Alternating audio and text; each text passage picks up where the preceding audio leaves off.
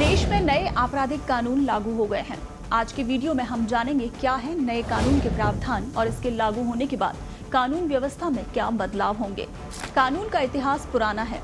समय और परिस्थिति के अनुसार अलग अलग दौर में कानून बनाए गए और बदले गए।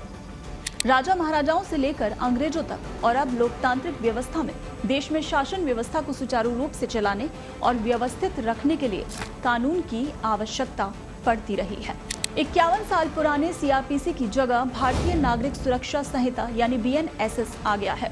भारतीय दंड संहिता की जगह भारतीय न्याय अधिनियम बीएनएस अस्तित्व में आ गया है और इंडियन एविडेंस एक्ट की जगह भारतीय साक्ष्य अधिनियम के प्रावधान लागू हो गए हैं। बीएनएसएस में कुल 531 धाराएं हैं। इसके 177 प्रावधानों में संशोधन किया गया है, जबकि 14 धाराओं को हटा दिया गया है। 9 नई धाराएं और 39 उपधाराएं जोड़ी गई हैं। पहले सीआरपीसी में 484 धाराएं थीं। भारतीय न्याय संहिता में कुल 357 धाराएं हैं। अब तक आईपीसी में 511 धाराएं थीं। इसी तरह भारतीय साक्ष्य अधिनियम में कुल 170 धाराएं हैं। नए कानून में 6 धाराओं को हटाया गया है। 2 नई धाराएं और 6 उपधाराएं जोड़ी गई हैं। पहले इंडियन एविडेंस एक्ट में कुल 167 धाराएं थीं। तो आइए अब 10 पॉइंट में जानते हैं तीनों नए कानूनों में क्या क्या खास है। पहला, नए कानून में ऑडियो वीडियो यानी कि इलेक्ट्रॉनिक साक्ष्य पर जोर दिया गया है। फॉरेंसिक जांच को अहमियत दी गई है। दूसरा, अब ई सूचना से भी एफआईआर दर्ज हो सकेगी। हत्या, लूट या रेप जैसी गंभीर धाराओं में भी ई एफआईआर हो सकेगी। वॉइस रिकॉर्डिंग से भी पुलिस को सूचना दे सकेंगे। ई एफआईआर के मामले में फरियादी को 3 दिन के भीतर थाने पहुंचकर एफआईआर की कॉपी पर साइन करना जरूरी होगा। तीसरा, कोई भी नागरिक अपराध के सिलसिले में कहीं भी 0 एफआईआर दर्ज करा सकेगा। जांच के लिए इस मामले को संबंधित थाने में भेजा जाएगा। अगर 0 एफआईआर ऐसे अपराध से जुड़ी है जिसमें 3 से 7 साल तक सजा का प्रावधान है, तो फॉरेंसिक टीम से साक्ष्यों की जांच करवानी होगी। चौथा, एफआईआर के 90 दिन के भीतर चार्जशीट दाखिल करनी जरूरी होगी। चार्जशीट दाखिल होने के 60 दिनों के भीतर कोर्ट को आरोप तय करने होंगे।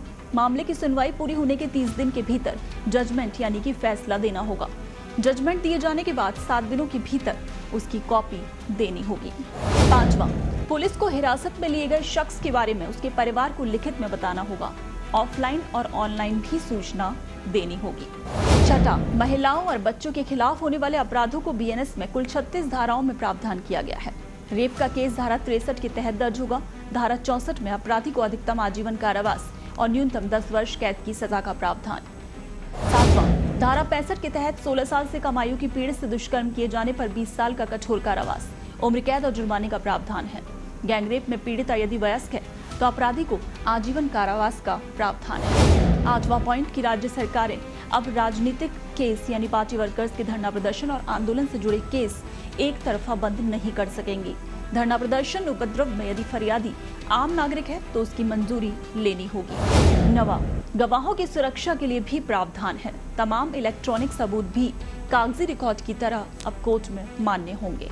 और 10वां पॉइंट, मॉब लिंचिंग भी अपराध के दायरे में आ गया है। शरीर पर चोट पहुंचाने वाले अपराधों को धारा 100-146 तक बताया गया है।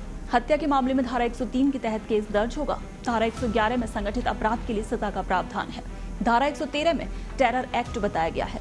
मॉब लिंचिंग के मामले में 7 साल की कैद या उम्र कैद या फिर फांसी की सजा का प्रावधान है। इसके साथ ही नए कानून में फरियादी यानी पीड़ित के पक्ष का भी पूरा ख्याल रखा गया है। उसके केस से जुड़े हर अपडेट की जानकारी हर स्तर पर उसके मोबाइल नंबर पर SMS के जरिए दी जाएगी। अपडेट देने की समय सीमा 90 दिन निर्धारित की गई है। वो 1 जुलाई से पहले दर्ज हुए मामलों में नए कानून का असर नहीं होगा, यानी जो केस 1 जुलाई 2024 से पहले दर्ज हुए हैं उनकी जांच से लेकर ट्रायल तक पुराने कानून का हिसाब होगा।